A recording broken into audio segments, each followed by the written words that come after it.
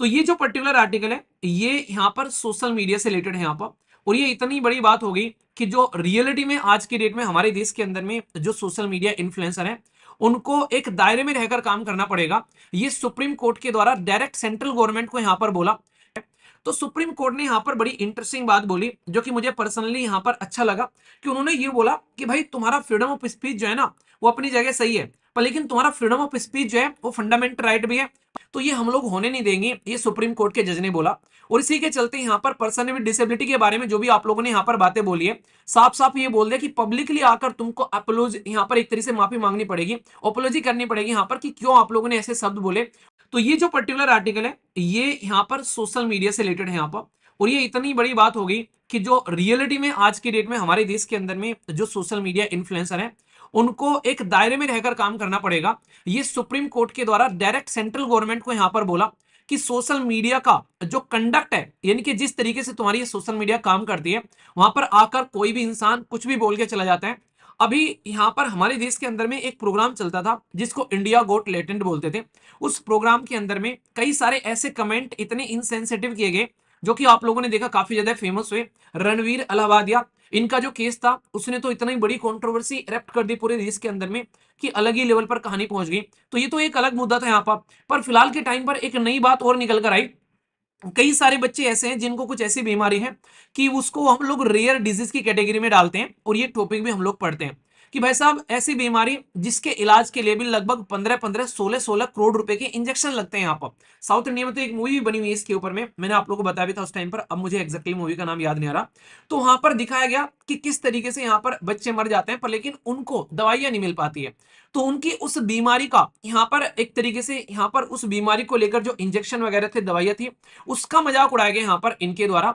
तो उसके चलते यहाँ पर ये इतना इनसेंसिटिव था यहाँ पर बेसिकली कि इस तरीके से तुम कैसे मजाक उड़ा सकते हो उस पर्टिकुलर सेक्शन का यहाँ पर, जो कि एक तो डिसेबल है, कई सारे बच्चे भी ऐसे थे उनमें जो उनकी डिसेबिलिटी के लिए यहाँ पर ये इलाज था यहाँ पर। तो उसको लेकर ये बहुत बड़ी बात हो गई यहाँ पर। तो सुप्रीम कोर्ट ने डायरेक्ट यहाँ पर इसके लिए बोल दिया कि भाई साहब ये जो सोशल मीडिया पर आकर कोई भी कुछ भी गंद फैलाकर चले जाता है, इसके ऊपर में कोई ना कोई कंट्रोल यहाँ पर होना चाहिए। और उसी कंट्रोल को लेकर यहाँ पर इनके द्वारा पूरी की पूरी बात जो है सरकार से पूछ ली गई कि इसके लिए प्रॉपर गाइडलाइन वगैरह लेकर आओ, प्रॉपर इसके लिए प्रॉपर रूल बनाओ कि किस हद में किस दायरे में रहकर तुम लोग को यहाँ पर काम करने हैं। क्योंकि जोक्स बना एक तरीके से ऐसी चीजों पर जोक्स मारना जो कि इनसेंसिटिव है यहाँ पर डिसेबल सेक्शन के लिए, वैसे ही इतनी सारी प्रॉब्लम आप लोग देखते हो आज के में हमारे समाज के अंदर में कितने नेगेटिव तरीके से यहाँ पर प्रेजेंट किया जाता है। किसी इंसान को दिखता नहीं है, थोड़ा बहुत उसको अंधा बोलकर बोलते हैं, किसी को चला नहीं जाता है तो मतलब बुरी तरीके कमेंट करे जाते हैं, बेचारे की तरीके से देखा जाता है। तो सुप्रीम कोर्ट ने यहाँ पर बड़ी इंटरेस्टिंग बात बोली जो कि मुझे पर्सनली यहाँ पर अच्छा लगा कि उन्होंने ये बोला कि भाई तुम्हारा फ्रीडम ऑफ स्पीच जो है ना वो अपनी जगह सही है, पर लेकिन तुम्हारा फ्रीडम ऑफ स्पीच जो है वो फंडामेंटल राइट भी है, पर लेकिन इसका फंडामेंटल राइट का तुम गलत इस्तेमाल नहीं कर सकते क्योंकि तुम एक इन्फ्लुएंसर हो। तो लोगों को पॉजिटिव वे में इन्फ्लुएंस करो। जिस बीमारियों का तुम मजाक उड़ा रहे हो, जिन डिसेबिलिटी का तुम मजाक उड़ा रहे हो, इनके लिए तो तुमको अवेयरनेस फैलानी चाहिए क्योंकि तुम्हारी रीच इतनी अच्छी है, इतने सारे लोगों तक तुम पहुंचते हो, तो तुमको तो पॉजिटिव वे में सोसाइटी पर इसका इंपैक्ट दिखना चाहिए। अगर यहाँ पर तुम लोगों के सेंटीमेंट को हर्ट्स कर रहे हो यहाँ पर एक तरीके से, तो इससे अच्छा तो तुम यहाँ पर ये काम ही करना छोड़ दो यहाँ पर।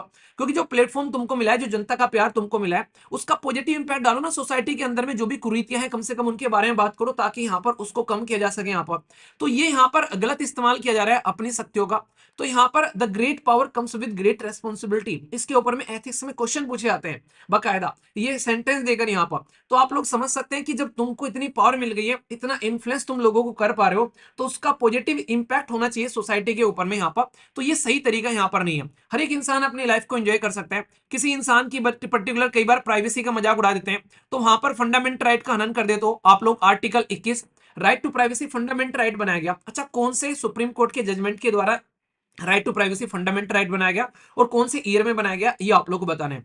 तो अभी सुप्रीम कोर्ट ने साफ साफ बोला है कि यहाँ पर आज की डेट में जिस तरीके से देखो, आज के डेट में ऑनलाइन बैठकर ये सारी बातें बोलना, उल्टी सीधी बातें बोलने में पता है क्या फायदा होता है?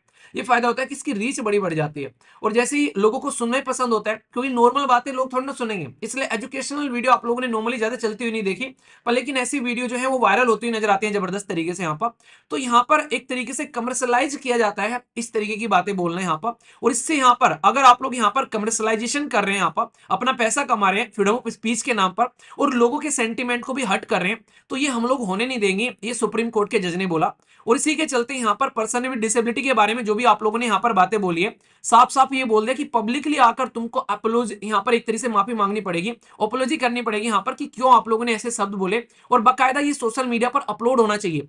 तो ये बिल्कुल ऐसा ही केस है जैसे रामदेव जी का केस नहीं था, वहां पर उन्होंने यहाँ पर अलग तरीके से कमेंट कर दिए थे उन दवाइयों पर जिनको खाकर लोग ठीक हो रहे थे कि मेरी दवाई खाओ, ये तो सब फालतू की चीजें हैं। तो सुप्रीम कोर्ट ने बकायदा उस टाइम पर फटकार लगाकर ये बोला था कि भाई साहब माफी मांगो, और माफी नामा भी बड़ा बड़ा छपना चाहिए न्यूज़पेपर के अंदर में। ऐसा नहीं कि प्रमोशन तो तुम बड़े बड़े छाप देते हो और जब माफी नामे की बात आती है तो कहीं न्यूज़पेपर के कोने में थोड़ा सा बोलकर तुम चले जाते हो यहाँ पर।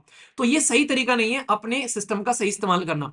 तो इस पर्टिकुलर मुद्दे पर एक हमारे देश के अंदर में एक ऑर्गेनाइजेशन है यहाँ पर, उसने भी यहाँ पर इसको लेकर बात उठाई जिसके चलते केस यहाँ तक पहुंच गया।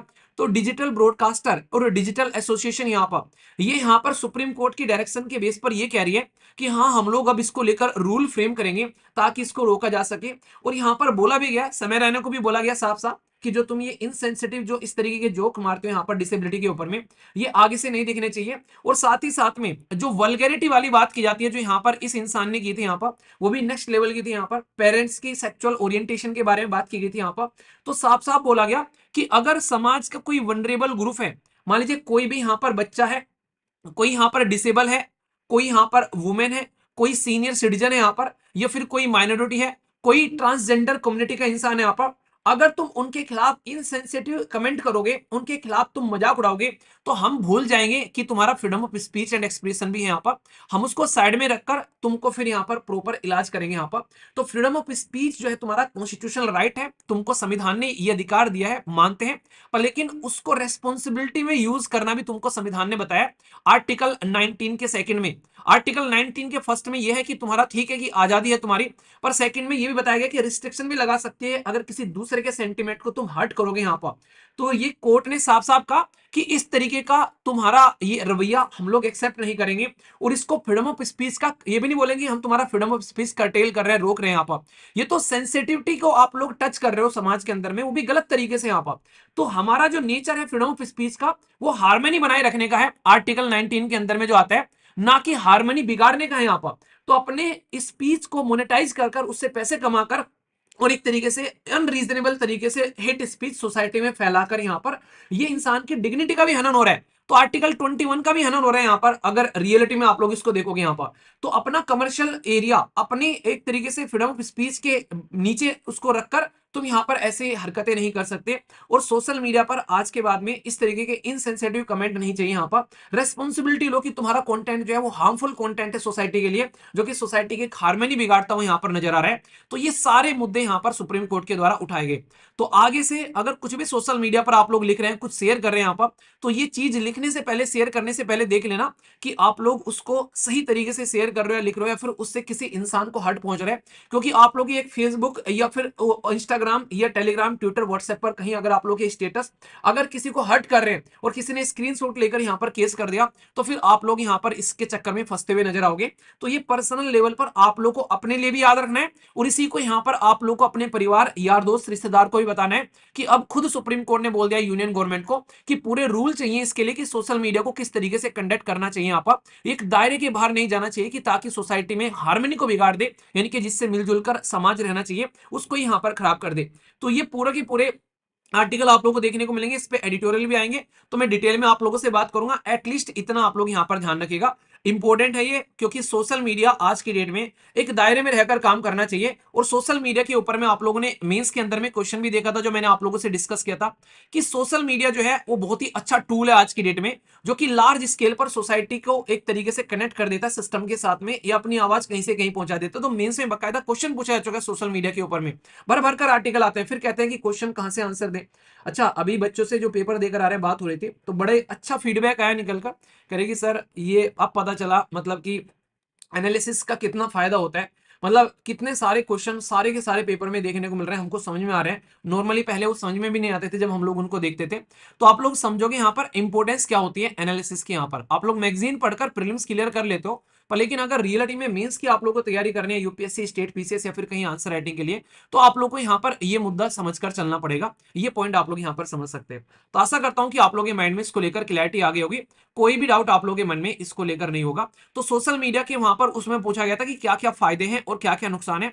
तो फायदे तो ये हैं, अभी जैसे कि सरकार के साथ में आप लोग डायरेक्टली कनेक्टेड हो सकते हो, अपनी वॉइस आप लोग यहाँ पर उठा सकते हो, कोई भी सोसाइटी में कुरीति है उसके बारे में बात कर सकते हो इमीडिएटली, जिनके बारे में पहले सुनवाई नहीं होती थी। सोशल मीडिया आज की डेट में आप लोग की वॉइस दुनिया के सामने रखती है, तो उसके ऊपर में सुनवाई हो जाती है। पर नेगेटिव साइड में यहाँ पर कई बार लोगों को गलत तरीके से ट्रोल किया जाता है, कई बार लोगों की प्राइवेसी का भी हनन होता है यहाँ पर। तो इसके चलते यहाँ पर कई बार लोग जो हैं वो डिप्रेशन में भी चले जाते हैं, इसके चलते हेल्थ का इशू यहाँ पर देखने को मिलता है। तो ये कुछ ऐसे पॉइंट हैं जो उस पर्टिकुलर क्वेश्चन के अंदर में लिखकर आप लोग आंसर दे सकते थे, और ये मैंने तब भी आप लोगों से डिस्कस किया था जब आंसर राइटिंग का डिस्कशन आप लोगों से कर रहा था। तो ये इंपॉर्टेंट इसीलिए था, क्वेश्चन पूछा गया क्योंकि सोशल मीडिया को लेकर बवाल हो रखा था, और ये समय रहने वाला ये केस कितना लंबा चला था, तो उसके चलते ऐसा क्वेश्चन मेंस के अंदर में आना लाजमी है। तो आप लोगों को यहाँ पर ये समझ में आ रहा होगा कि समाज में जब कोई कंट्रोवर्सी होती है तो उसके बैक एंड में यूपीएससी आप लोगों से क्वेश्चन कैसे पूछती है, या फिर स्टेट पीसीएस आप लोगों से क्वेश्चन कैसे बनाता है। तो आप लोग अगर ये चीज एक बार समझ गए तो फिर आप लोगों को पता होगा अर्जुन की तरह चिड़िया की आंख देखनी है, पूरा पेड़ या फिर चिड़िया या फिर आसपास का इन्वायरमेंट नहीं देखना है। तो ये आप लोग को यहाँ पर सिलेबस और पुराने जो क्वेश्चन पेपर है यहाँ पर, उससे आप लोग को ये अंदाजा लगना स्टार्ट हो जाएगा, इसीलिए उनको ज्यादा से ज्यादा आप लोग फोकस किया करो। ये आप लोग अच्छे से समझ सकते हैं यहाँ पर, ठीक है। और सोशल मीडिया का अच्छे से इस्तेमाल करना है, ये बात मैंने बता दी। आशा करता हूं कि आप लोग ये समझोगे और दूसरों को भी समझाओगे, ठीक है। एक छोटी सी इंफॉर्मेशन आप लोगों के लिए, यहाँ पर कई सारे बच्चे इस बात को बोल रहे हैं, तो मैंने टीम से डिस्कस किया था, तो यहाँ पर मुझे ये चीज अच्छी लगी, तो यहाँ पर टीम को भी मैंने बोला कि ऐसा पॉसिबल है क्या।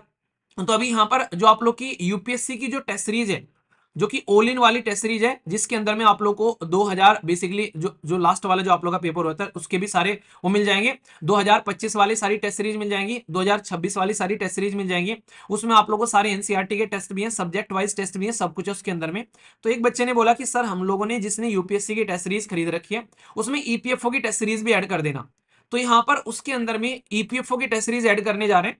तो यहाँ पर जिन बच्चों ने यहाँ पर अभी फिलहाल अलग से, कई बच्चे तो ऐसे हैं बोलते बोलते भी वो काम कर दिया आप लोगों ने, मैंने कहा था ईपीएफओ के लिए कोर्स अगर ले रखा है तो टेस्ट सीरीज अलग से मत लेना, उसमें लगे रहते हैं फिर रिफंड का चक्कर चलता रहता है, वो यार ये मत किया करो। आप लोगों को बता दिया कोर्स के अंदर में टेस्ट सीरीज है, लिखा हुआ है बकायदा यहाँ पर आप लोगों के लिए, फुल लेंथ मॉक टेस्ट सारे मिल जाएंगे आप लोगों को मॉक इसके अंदर में, इंक्लूडिंग एनसीईआरटी का भी सब कुछ इसके अंदर में प्रोवाइड करा दिया है।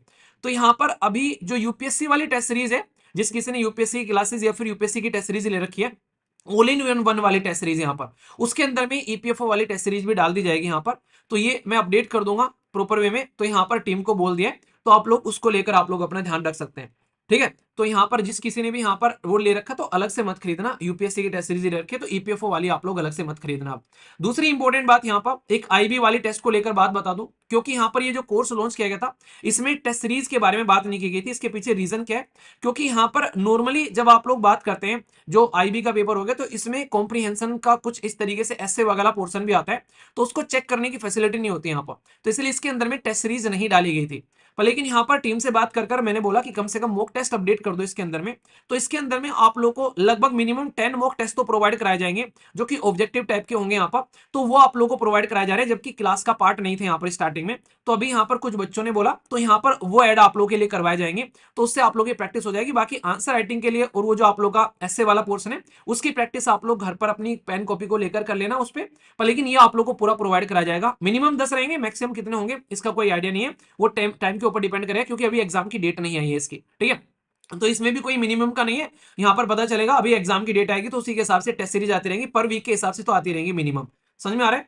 तो बाकी ये एनसीईआरटी की टेस्ट सीरीज आप लोगों को मिली हुई है, तो इनको आप लोग अच्छे से एंजॉय कर लीजिएगा, इसको लेकर कोई डाउट नहीं होना चाहिए। तो छोटी सी इन्फॉर्मेशन थी ताकि आप लोगों के माइंड में कंफ्यूजन न रहे।